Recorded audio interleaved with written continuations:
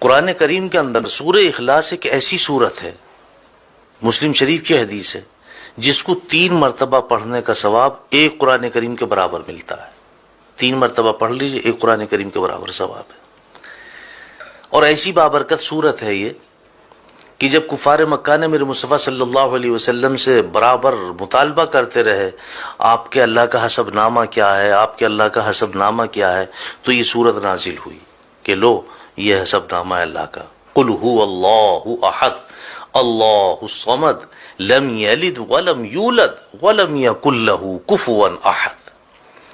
تنبیہ الغافلین باب نمبر 13 فضائل قرآن میں لکھا ہے کہ اگر کوئی شخص باوضو اس سورت کو 300 مرتبہ پڑھ لے، اللہ سبحانہ و تعالیٰ اس کو 9 فائدے عطا فرماتے ہیں، 9 فائدے حاصل ہوتے ہیں اس کے پڑھنے سے۔ پہلا فائدہ کیا ہے؟ اللہ رب العزت اس سورت کو 300 مرتبہ پڑھنے والے کے 300 دروازے غضب کے بند کر دیتے ہیں، جس میں دشمنی، قہر، فتنہ وغیرہ۔ دوسرے نمبر پہ 300 دروازے اس کے پڑھنے والے کے لیے رزق کے کھول دیتے ہیں، اپنے غیب سے اس کو رزق عطا فرمائیں گے، بغیر محنت کے عطا فرمائیں گے۔ نمبر 3، 300 دروازے اللہ سبحانہ و تعالیٰ اس سورت کے پڑھنے والے کے لیے رحمت کے کھول دیتے ہیں۔ نمبر 4، اللہ سبحانہ و تعالیٰ اس سورت کے پڑھنے والے کو اپنے علم سے علم عطا فرمائیں گے اور اپنے صبر سے صبر عطا فرمائیں گے۔ نمبر 5 پہ آتا ہے کہ اس کو 36 مرتبہ قرآن کریم پڑھنے کے برابر ثواب ملے گا۔ اور نمبر 6 پہ آتا کہ اس کے 50 سال کے گناہ معاف ہوں گے۔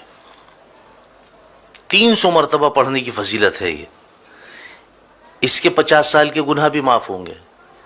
اور نمبر 7 پہ آتا کہ اس سورت کے پڑھنے والے کے لیے اللہ سبحانہ و تعالی جنت میں 20 محل بنائیں گے، اور ہر محل جو ہے وہ یاقوت اور مرجان کا ہوگا، اور ہر محل کے جو دروازے ہیں 70,000 ہوں گے۔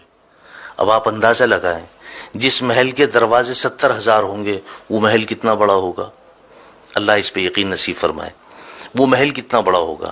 مزید اس سے آگے چلیں آپ، نمبر 8 پہ اللہ سبحانہ و تعالی اس سورت کے پڑھنے والے کو 2000 رکعت نفل پڑھنے کا ثواب عطا فرمائیں گے۔ اور نمبر 9 پہ آتا ہے کہ اللہ سبحانہ و تعالی اس سورت کے پڑھنے والے کو جب بھی اس کا انتقال ہوگا، جب بھی یہ مرے گا، اس کے جنازے میں 1,10,000 فرشتے شمولیت کریں گے۔ جب بھی اس کا انتقال ہوگا، اس کے جنازے میں 1,10,000 فرشتے شمولیت کریں گے۔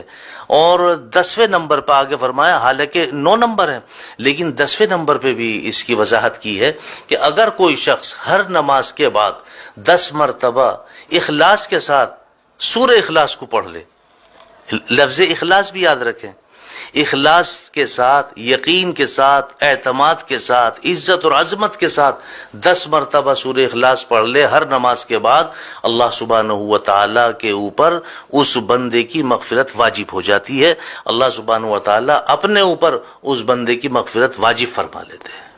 ایسی بابرکت صورت ہے، اور میں سمجھتا ہوں تقریباً سبھی کے یاد ہے۔